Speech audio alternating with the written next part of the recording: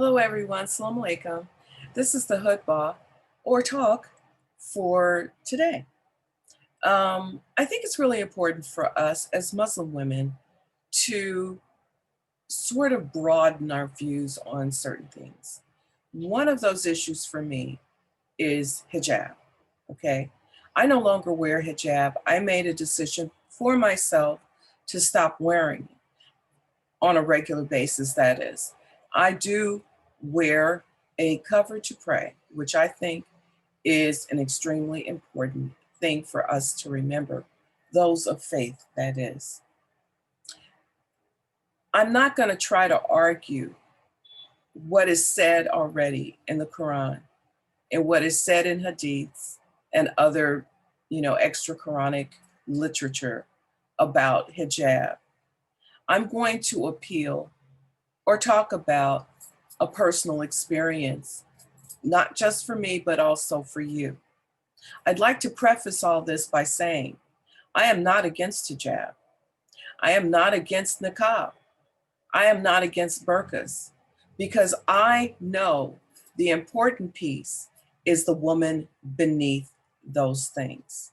That is, I support the women who wear these things. We must never forget that these things are garb, clothing, nothing more than that. They have no importance outside of the fact that they cover us, okay? Now, a lot of women who are Muslim will immediately try to draw a comparison between Jewish women who cover, Hindus who cover, Christians who may cover. Let's have a little bit of a discussion about those things. First of all, not all Jewish women cover. Not all Jewish women feel compelled to cover. I think Jewish women recognize that it is only the sects and the very ultra-Orthodox who insist that women cover, because their origin of faith is slightly different than Islamic. The rules which they use to substantiate covering are not the same as a Muslim's. Orthodox or ultra-Orthodox Jewish women do more than simply wear a scarf. They shave their heads entirely. They shave their heads in order to go to the mikvah, which is a ritual bath, where they immerse themselves to purify themselves following their menses. The only way they believe that a woman can be fully purified is that the water of the mikvah reaches every inch of her skin on her body. And shaving the head allows that to happen. They will then wear a wig during regular daily, um, you know, task. They will have on sometimes very expensive wigs, human hair wigs, or wigs that look very nice, and you can't tell that they're not wigs, okay? So when we make statements and try to draw comparisons, first of all, know what you're talking about, get some background, and this is not a comparison. You cannot draw a comparison to ultra-Orthodox Jews and regular everyday Muslim women, okay? Because their rules, their laws, and their reasoning is far different from ours.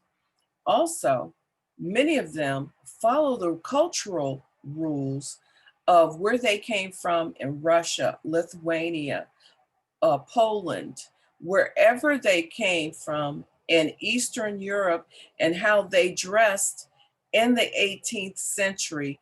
That's how they dress now, okay?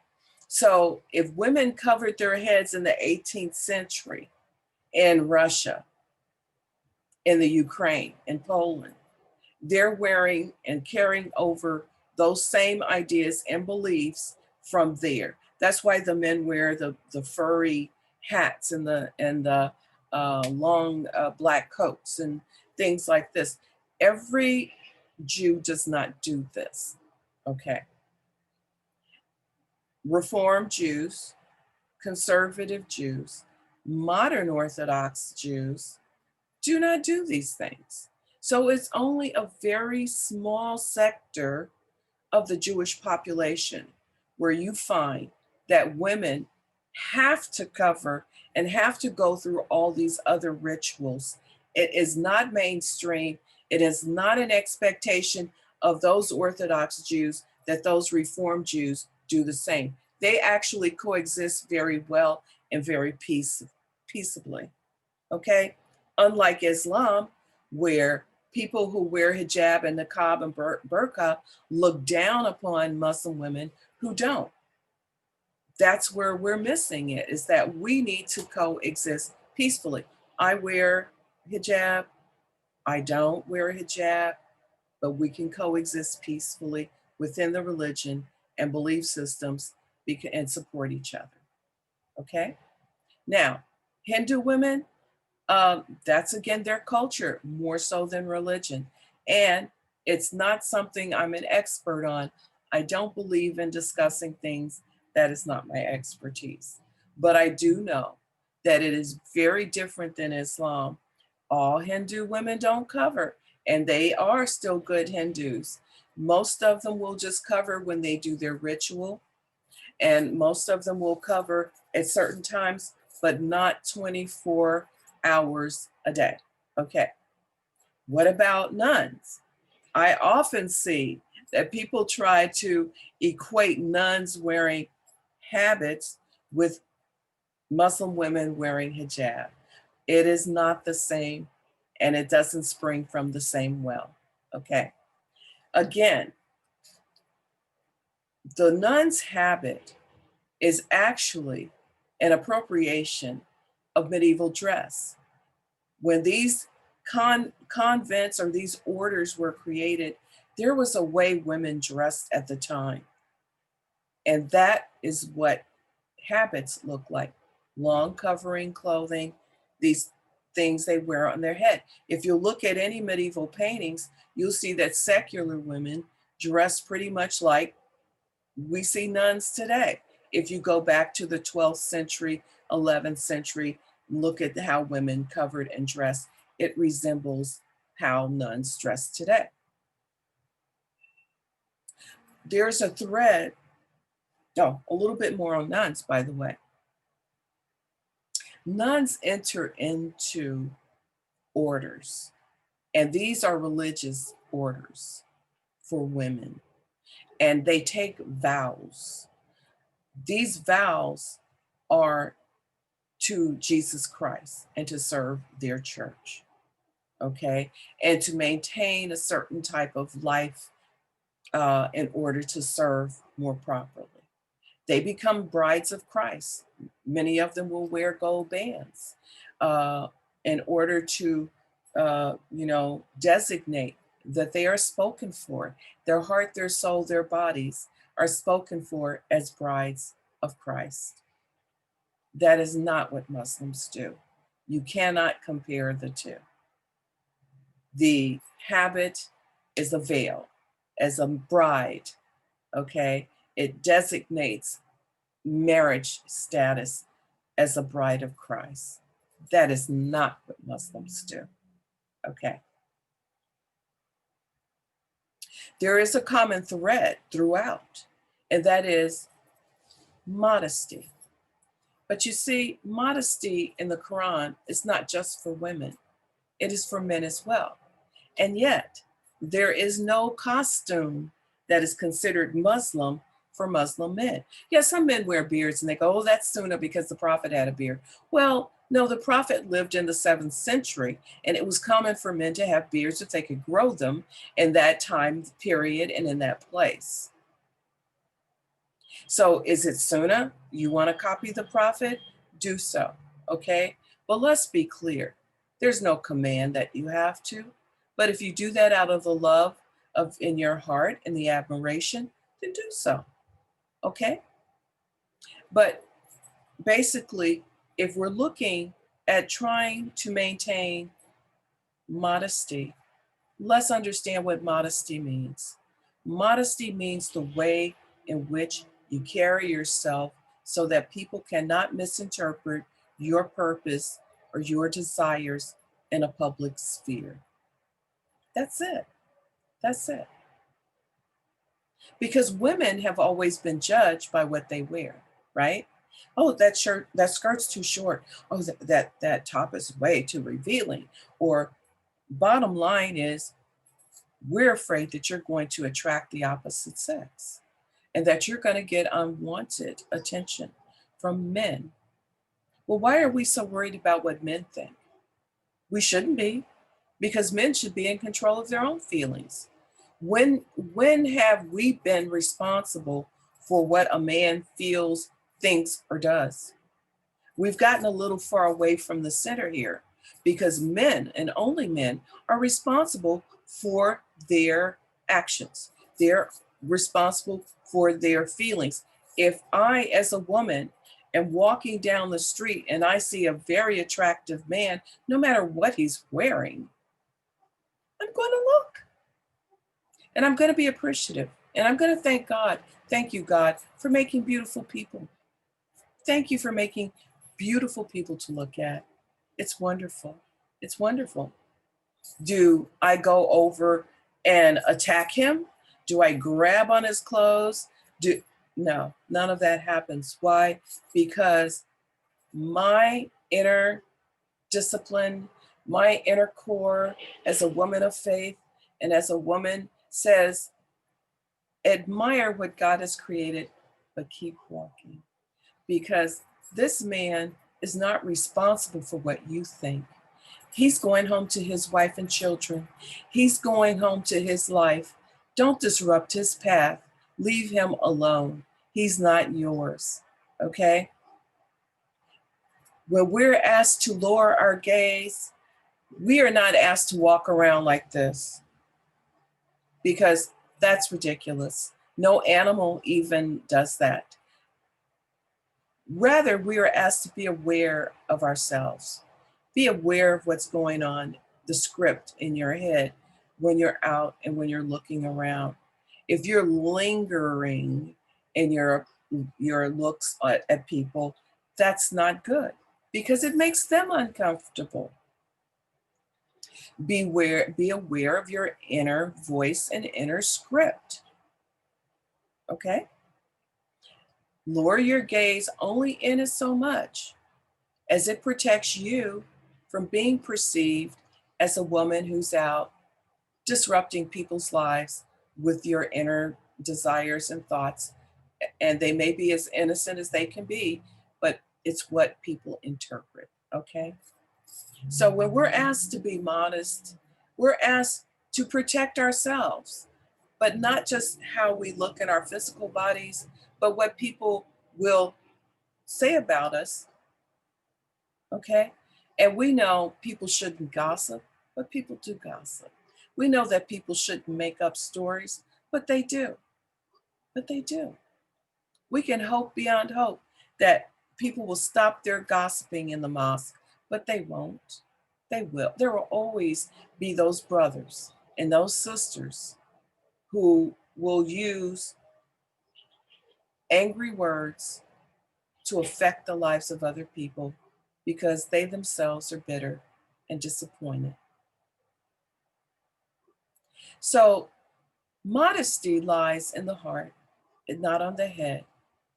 We have to also recognize that with hijab, there is a very powerful cultural portion of this. And that is the women that come from North Africa, the women that come from parts of Turkey and other places, Iran, Saudi Arabia, Yemen, they will cover. And I will say it right here and right now. Many of them cover because the men in their families become violent and very oppressive if they don't. Because they are convinced, those men are convinced in their minds that a woman's body is something sinful, alluring, and that can make a man sin. Or even worse, that my visage, my body, can make me be attacked and be harmed by some out of control man. We need to flip that script around and make men responsible for their actions. In some parts of the Muslim world, women can, a woman who is raped is punished because she is looked upon as the person that brought it upon herself. Even if she wore hijab, even if she was covered from head to toe, if somehow she was attacked by some crazy man with bad intentions, then she will be held responsible and not him. Do you think that is fair? But this is some of the stuff that falls out of this idea that women are always having to be covered up. Well, let me tell you all, sisters, being covered up doesn't protect you. Being covered up doesn't keep you from being raped, murdered, assaulted, none of those things. There are men in this world who are going to push and always insist that a woman has to wear a scarf. Well, sisters, I'm telling you, that's those men's agendas. Those men are uncomfortable with uncovered women. And then if you dig down really deep, you have to ask, why, brother, are you so uncomfortable by the idea of a woman not wearing a scarf? Even, this is an aside, this is a story. There was a mullah visiting here in the Bay Area. And excuse me.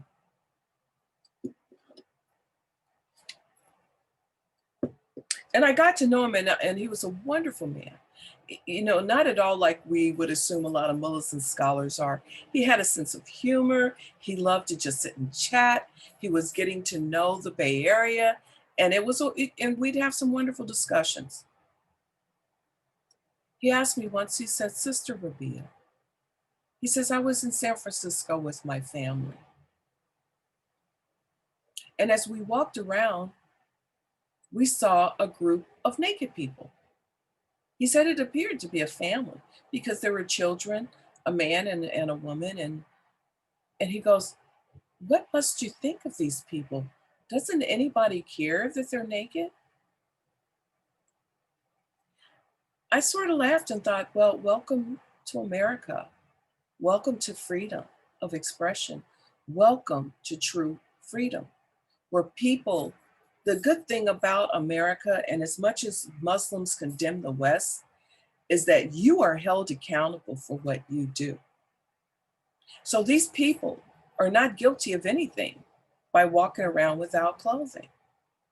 What those people are telling me and telling everybody else, mind your business, avert your eyes.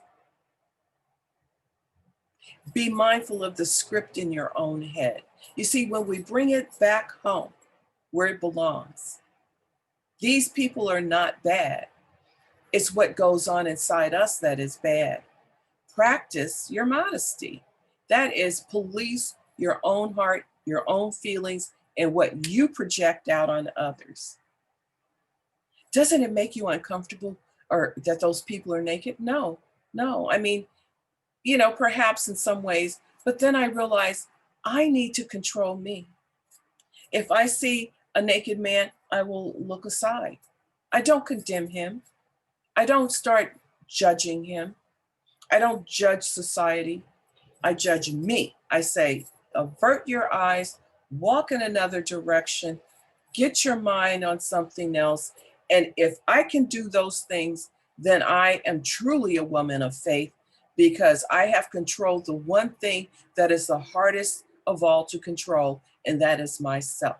I cannot affect how other people think or what other people will do. I can control this, and that is me. What, you want me to judge what I think those people are trying to say by being naked? I think that the mullah wanted me to condemn them. He wanted me to say I'm outraged and that I'm so offended that their private parts would be out. And I'm not interested in their private parts. I'm not interested. I don't think that the naked body has a especially powerful, draw. Not unless it's already in my mind. It's like when a man looks at every other woman and he can't, and he has a wife at home. That's not the same way he's going to look at his wife, is it? That's because that's something going in his heart, a script that has now been written and recorded in his heart, that my eyes are for my wife, and that I look at these other women because they're objects in my visual field, but I'm not looking on them the way I look on my wife.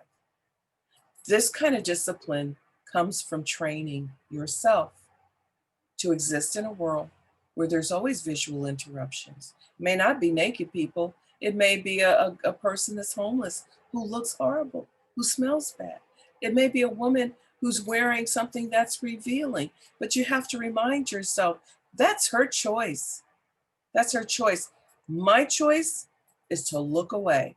My choice is to not get involved. My choice is to live in my peace and to stay centered in my faith no matter what comes at me.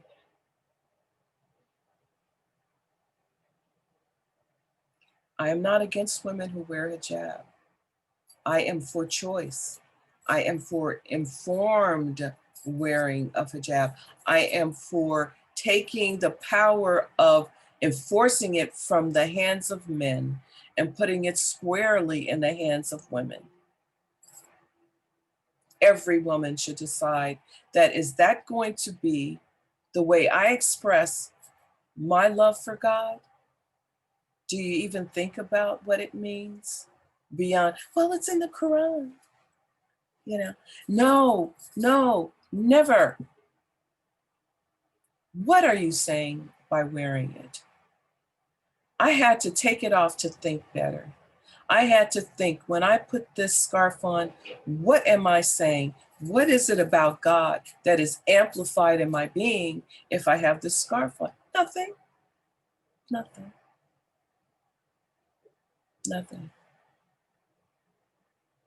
But here's what does happen. When I pray, I cover. When someone else prays, I cover. If I go into a mosque, a church, a synagogue, any place of prayer and worship, I cover. Why? Number one, because I believe that God is my king. God is above all creation. God is holy. God is sovereign. And in the face of that, I am humbled, because covering is humbling yourself. Humbling. I cover because I humble myself before my Creator. Now, this is a notion that also comes from culture at some point. Everything has an origin, okay? It doesn't really matter. It doesn't really matter. What matters goes on in your heart. Be aware of that. If there's a man in your family, if there's a cultural system that you've grown up in, don't fight it. Wear the hijab, because it's meaningless. Put the scarf on. It's meaningless. What has meaning is what goes on here. And be aware of this. Hijab is very political. It's very political.